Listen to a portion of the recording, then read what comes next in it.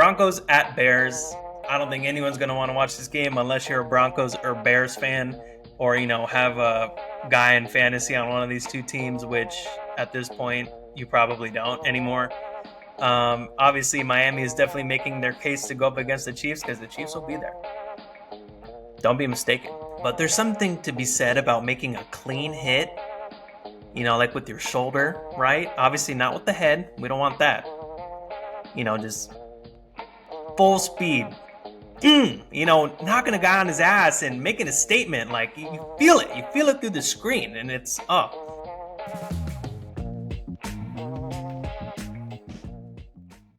What's going on, everyone? You are listening to the Antonio Chauran Sports Podcast. I'm your host, Antonio Chauran.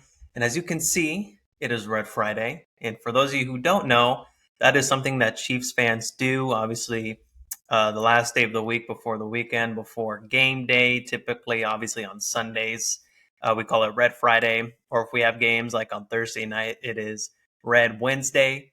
So yeah, I gotta be decked out, right? It's that day for the Chiefs, and I'm really excited for the matchup that we have against the Jets on Sunday Night Football. All right, I'm going to be going over just kind of my thoughts of what I think about the Chiefs so far through 3 weeks of the season. We're already almost a quarter through the season, which is crazy. I guess there's 17 games now, so it's kind of like just a little under, maybe like 23-24%. It's a quarter. That's, everyone's saying that. So I'm going to stick with it. I'm going to give just some really brief thoughts on last night's game between the Lions and the Green Bay Packers. Obviously, the Lions, I picked them to win. I did not expect them to win in dominating fashion like they did. So yeah, that was something that I was not anticipating. And then I'm just going to go through my predictions for who I think is going to be winning in week 4 of the NFL season. So let's get started. All right, so let's talk about my Kansas City Chiefs for a few minutes here. I really love how we're looking. And obviously, before that Bears game, there was a lot of talk around, what's going on with the offense, right? What's going on with that potent offense that we're so used to seeing from the Kansas City Chiefs? Obviously, ever since Patrick Mahomes came on to the scene, we've just really hit the ground running and have never really looked back. Something you need to take into consideration, though, is look, obviously from last season when it was our first season without Tyreek Hill, there was a lot of questions around what we were going to be doing, and our offense was elite. Now, it took a little bit to get there, but it happened. So I kind of think we're going through that again, where we have a lot of new pieces. We have Richie James, Rashee Rice, the first full season that Kadarius Toney is in the system because we acquired him halfway through the season last season. And so just with new pieces like that, it's going to take time, and you got to understand that. Obviously, it's Sky Moore's sophomore season. It's his second year in the NFL, second with the Chiefs. Marquez Valdes-Scantling, it's his second year with the Chiefs in the system. Justin Watson, the same thing. Obviously we got him from Tampa Bay and getting Marquez from Green Bay.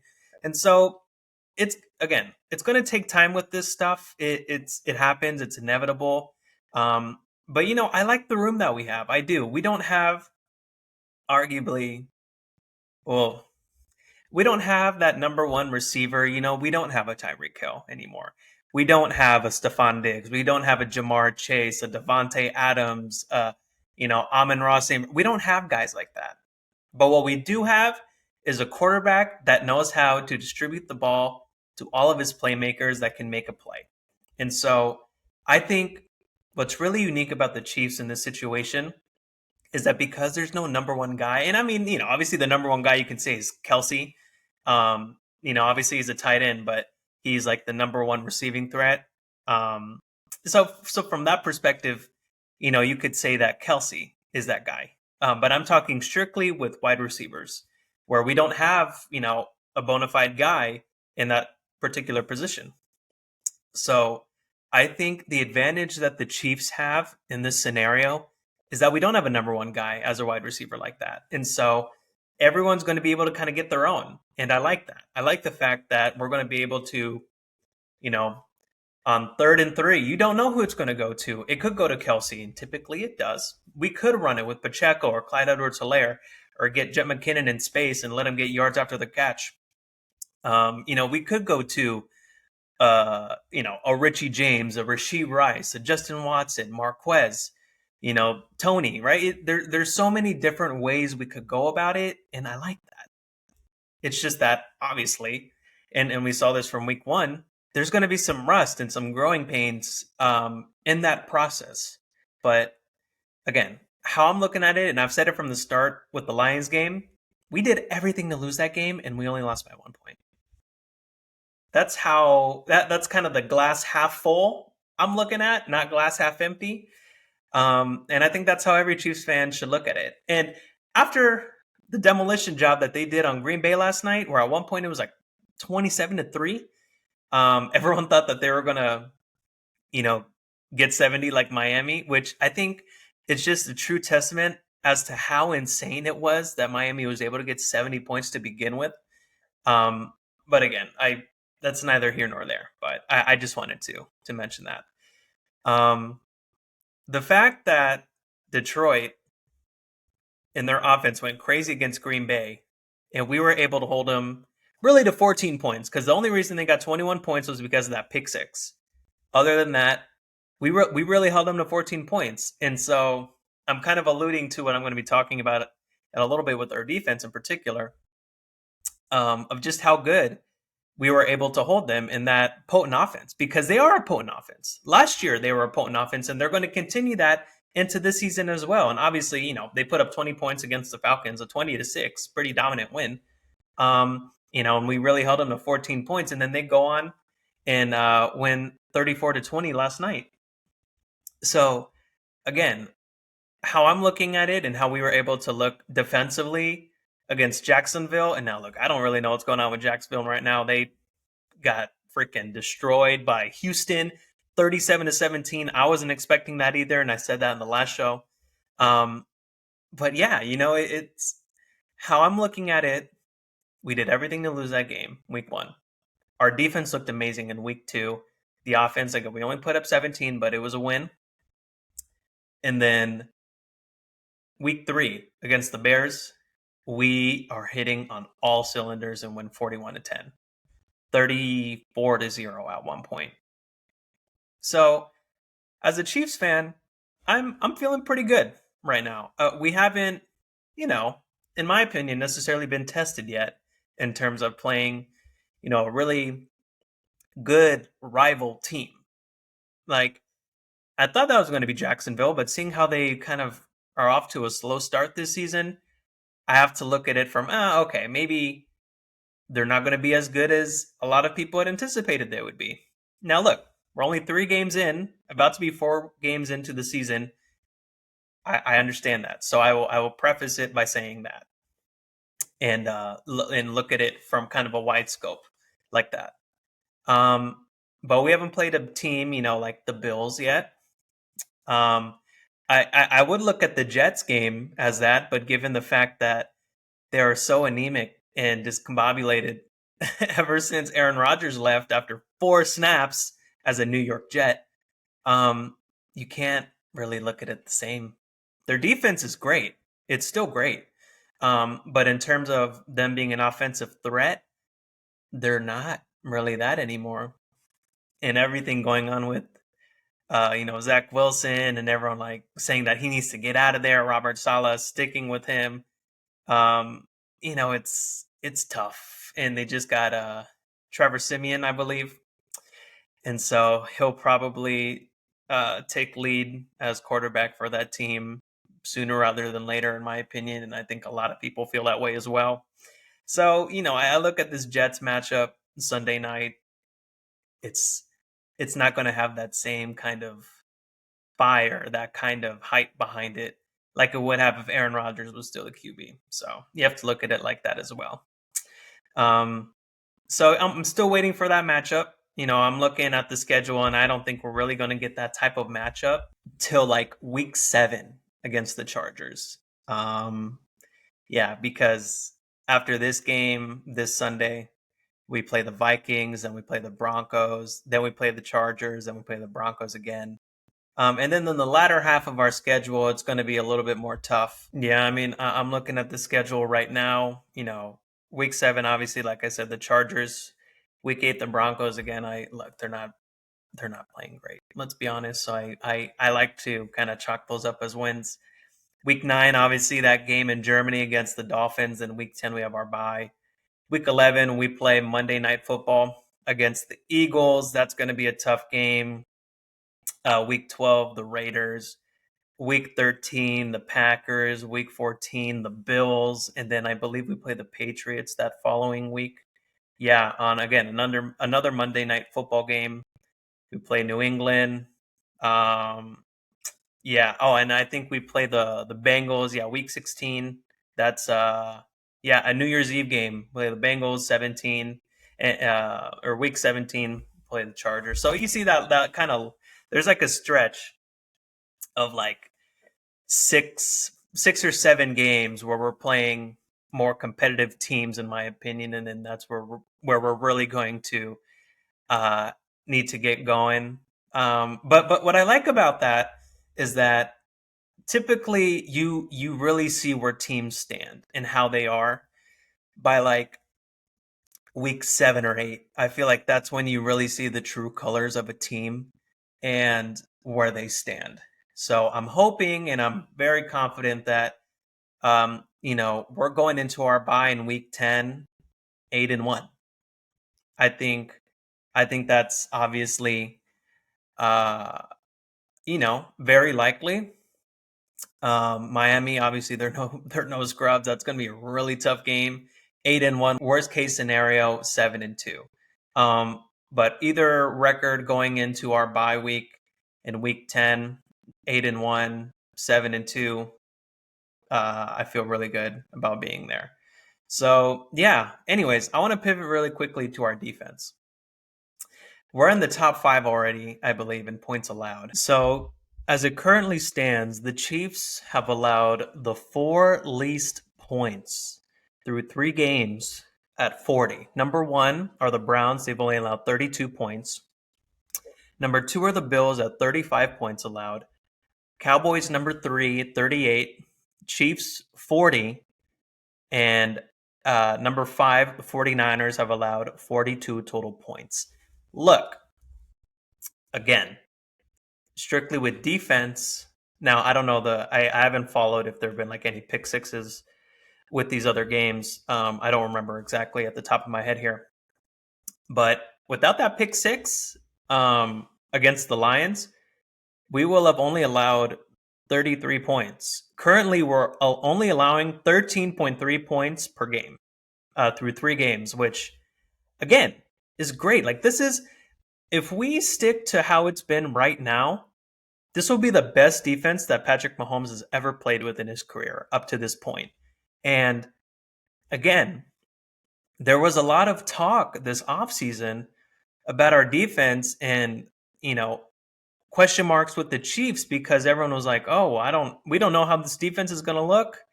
And with the offense like, kind of panning out how it's going to be looking with all of these new receivers, how is Patrick Mahomes going to be winning games if he's not going to be able to win in shootouts, right?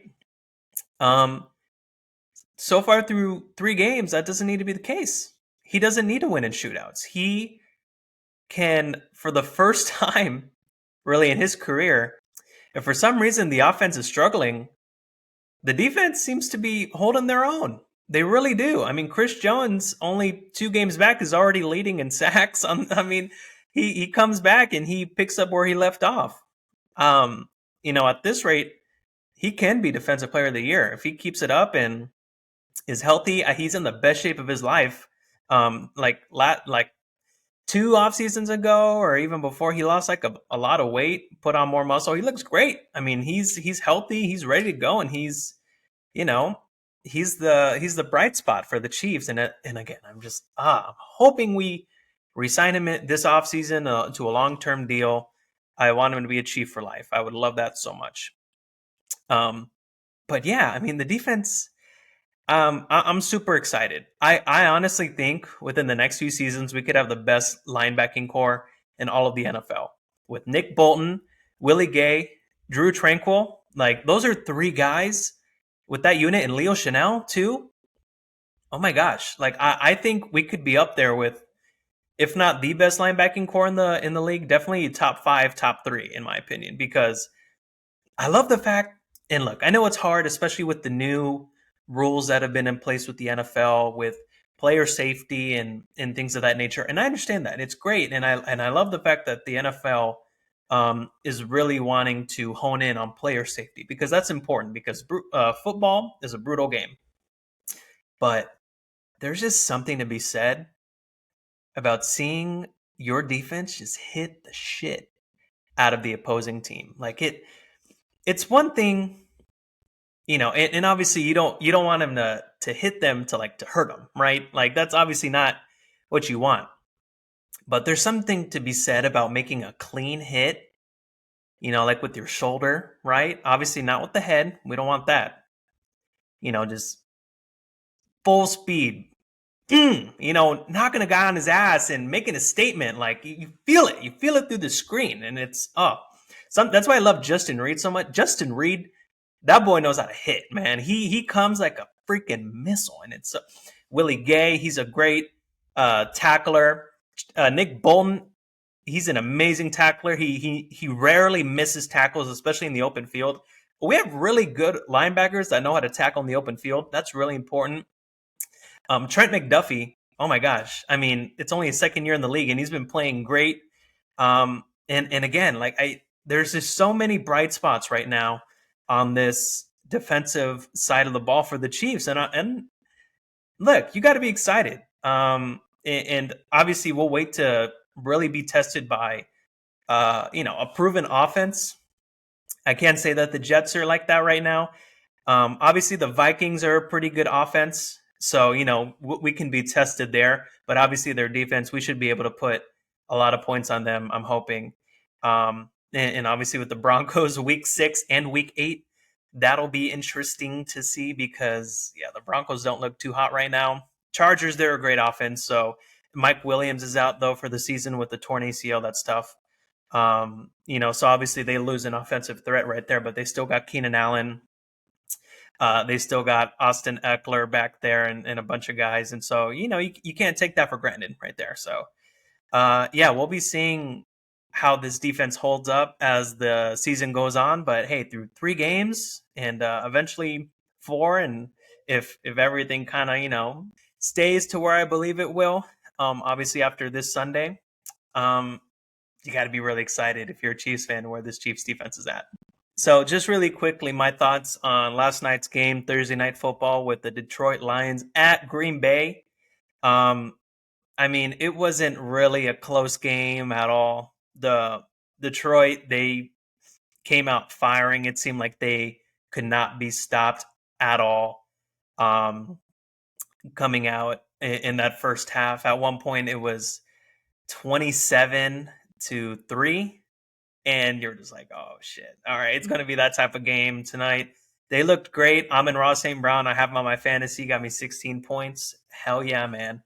I mean, Detroit, they look great. And I said that the reason why, in my opinion, that Detroit was going to eke one out. Again, I gave a lot of credit to Green Bay, especially after that kind of comeback from behind win, scoring 18 straight points in the fourth quarter to come back against the New Orleans Saints.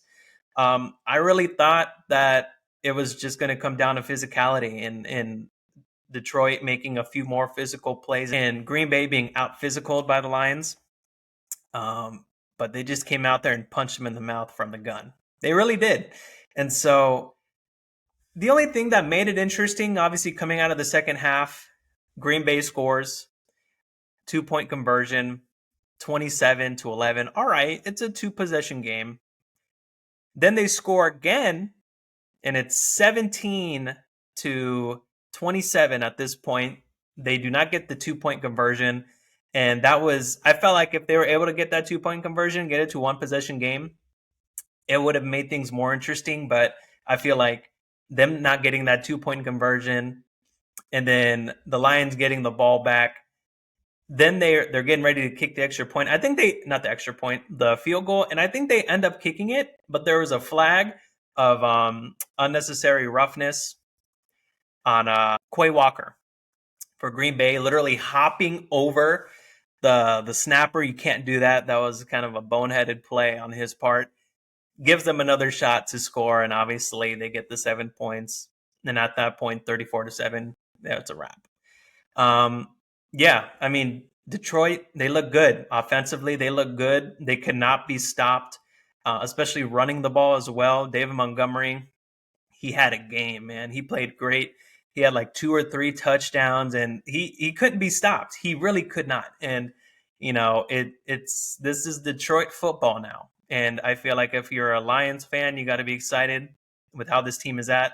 Obviously, you know that last half of the season, Detroit really picked up steam and they looked really good. And I think ending the season last year, even though they knew they weren't going to be able to make the playoffs, stopping Green Bay from making the playoffs because of that, that long rivalry that you have, obviously an in-division opponent, um, that really sent a message, I think, not only to Detroit and their fans, but to the rest of the league that, hey, this isn't the same old Detroit Lions that, can win 3 or 4 games a season and they're one of the lower tier teams of the league. Like, no, this isn't that team anymore. They're they're out here, man. Dan Campbell is changing that culture and he's turning this team into a respectable team. Motor City, man. Like, let's go. They're that blue collar grit, blood, sweat, and tears type of team where they're going to come and punch you in the mouth and they're going to, in the words of Dan Campbell, they're going to bite kneecaps and crazy stuff like that. I mean, if there's few coaches in the league that you want to play for, I definitely think Dan Campbell's up there for sure. He knows how to get his guys going. And being a former player himself, he can connect to that locker room in a way that a lot of other coaches who have never played can. So good for the Detroit Lions. And for the Green Bay Packers, it was a tough night. Obviously, they didn't fold completely, obviously, and being able to go out in the second half and score on 2 straight possessions was good. It's a good sign, but again, kind of back to the drawing board at 2-2, seeing where you can go from there. So that's what I think about that. All right, going into my NFL Week 4 predictions, here we go. So obviously, I said that the Lions and Packers were going to win 23-21. Obviously, I was right about the Lions winning and the physicality aspect, but I thought the game was going to be a lot closer than it was, and it was not. So got that one. It's all good. Hey, it's not so much the score I'm worried about, it's just the fact that I picked the right team that was going to win. So 1 of 1. All right, so we're going to start off with the Falcons at Jaguars. I think this is going to be a game where the Jaguars kind of get back on track. I still can't tell if the Falcons are going to be, a formidable team. Obviously, towards the end of the season, we're only 3 games in. I think the Jaguars are still the better team, and they're going to take this one 27-23. I think it'll be a good game, obviously, with Bijan Robinson having the season he's had so far, Drake London, Kyle Pitts, that young core. This is a team that's built long term to have some success. But I think as of right now, the Jaguars are still the better team. So yeah, I'm taking Jacksonville 27-23.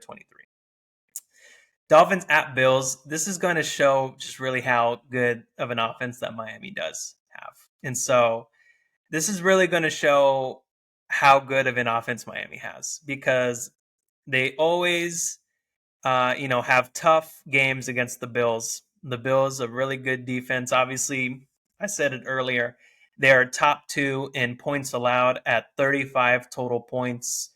And yeah, I mean, this is an in-division game. AFC East. It's going to be a good game, but I'm going to take the Dolphins in this one. I still don't think it'll be a high-scoring game. I'm going to take the Dolphins 30-28. Vikings at Panthers. Again, the Panthers, they don't look great right now. I don't know if Bryce Young is going to be starting this game. He didn't last game. He was out. And so, and the Vikings are, they have a good offense.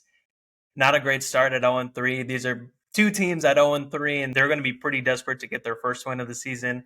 But I think the Vikings are a better team, and they're going to win this one 33-24. Broncos at Bears.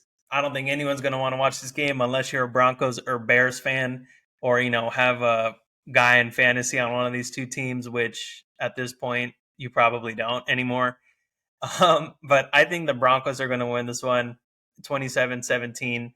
Although the Broncos have not looked good overall, I think they have a better team. They have a more competent coaching staff than the Bears do. The Bears are just in shambles. I feel bad if you're a Bears fan. But yeah, Broncos win in 27-17.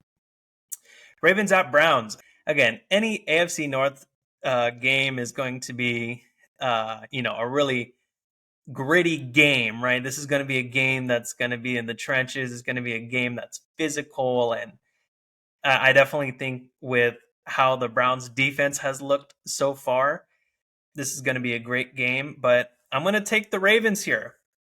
I'm going to take the Ravens because, again, I believe in them. I think that they're going to be a good team. I picked them to be in the AFC Championship this season. Obviously, Miami is definitely making their case to go up against the Chiefs because the Chiefs will be there. Don't be mistaken. But I'm going to take the Ravens here, 21-20. They're going to eke this one out. Obviously, it's in Cleveland, so it'll be hard. It could really go either way, but I'm going to take the Ravens here, 21-20. Steelers at Texans. I don't think this will be very close of a game. The score I have in the end is Steelers 27, Texans 22. But I feel like, look, the Steelers have been a really good defensive team historically, and obviously getting off to the start they have so far. It's not the greatest, but at the same time, the Texans are still trying to rebuild a little bit. CJ Stroud, though, hey, he's looked really good, and that's a really, nice bright spot for this team. He has looked really well and has developed really well. But I think the Steelers team is going to give him some fits. I think maybe they score late, the Texans do, and try to get maybe like a 2-point conversion and maybe get it. So that's why I got the 22 there. But I still think the Steelers are going to take this one 27-22. Rams at Colts. I think the Colts are going to take this one. I think they're a better team than the Rams. I don't know. I can't make a decision on the Rams if they're going to be like a bottom team or if they're going to be like a middle of the pack. Because obviously they got their first loss of the season against the Bengals. And, it was 19-16. Rams tried to come back late. Didn't happen. It was too little too late. Matthew Stafford, and a lot of people have said this, he's either really hot or he's really cold. And the inconsistency of that is tough for a team. And with the Colts, hey, they were able to win against the Ravens in overtime 22-19 with Gardner Minshew as quarterback. So, that showed me a lot, not just from the quarterback play, but just the overall team play of the Colts. So I'm going to take the Colts here 27-23. Bucks at Saints. The Bucks, they didn't look great against the Eagles, but again, you got to look at it from the perspective that the Eagles are the defending NFC champions, and you got to put some respect on their names. So the Eagles look really good there, but the Bucks so far, Baker Mayfield's really seemed comfortable in this system with Todd Bowles obviously leading as head coach there. So I'm going to take the Bucks here against the Saints, and I believe because Derek Carr is going to be out for a few weeks, if I remember correctly, because he got knocked out in that Green Bay Packers game, which obviously led to them eventually coming back and winning that game. It's going to be a tough game for the Saints. I still think it'll be respectable. Again, another division game, but I'm going to take the Bucks here 28-24. Commanders at Eagles. I'm picking the Eagles here 30-21. I want the Commanders to do well. I really do. And obviously Eric Bieniemy being the offensive coordinator there, I hope he does well, but the Eagles are, quite frankly, the better team, and I don't think anyone will really dispute that. So yeah, I'm picking the Eagles here 30-21. Bengals at Titans. I'm taking the Bengals here. They finally got their first one of the season against the Rams in the 19-16 victory. And the Titans, they're not good. They need to face the music that they need to rebuild, and they need to stop trying to be respectable because at the end of the day, every team comes into the season wanting to win, not to be middle of the pack and respectable. So if you're really serious about winning a championship, dude, if you're really serious about winning a championship, you got to look at yourself in the mirror, being the Titans front office, and be like, look, we got to blow it up here. You don't have a team built to make a run and to compete. You just don't. And I think the Bengals just overall have a better team. So I'm taking the Bengals here 27-18. Raiders at Chargers.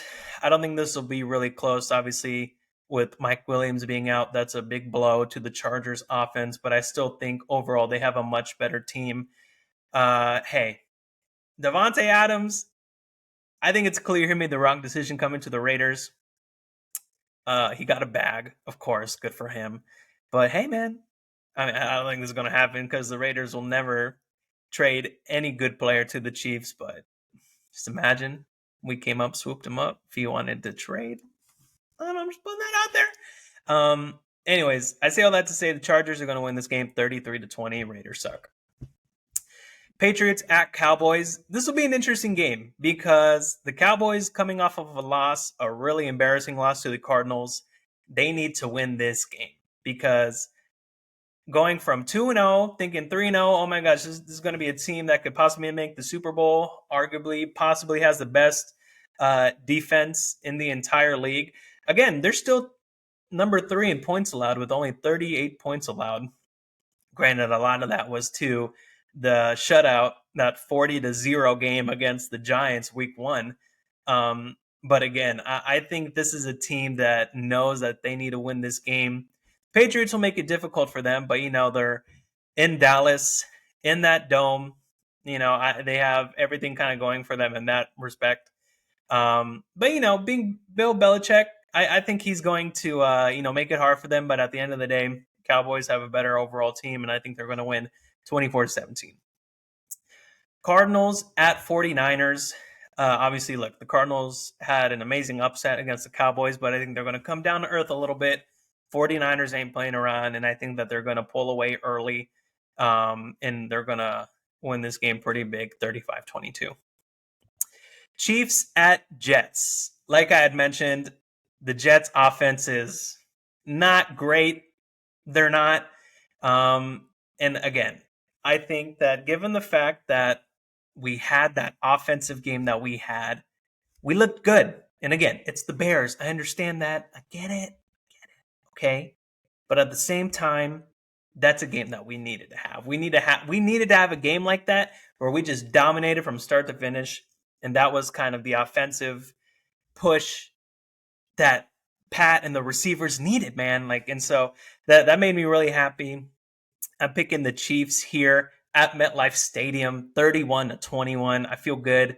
It could be wider, and maybe that 21 points, kind of comes late where the game's already over. But hey, I'm hoping for a 31-0 outcome, but let me be realistic here. I think they can, I still think they'll be able to put up a few touchdowns maybe. But yeah, anyways, picking the Chiefs here, 31-21. Lastly, Giants at Seahawks. The Seahawks offense looked really good last week, and the Giants, obviously without Saquon, they're just not the same team. It's going to be tough for them. So I'm going to be picking the Seahawks here, 31-24. Thank you all for listening on this Red Friday. I will be back next Wednesday at noon Eastern Time. Don't forget to watch. And if you do forget, then you are fake. Go Chiefs, baby. All right. I'll see you all next week. Peace.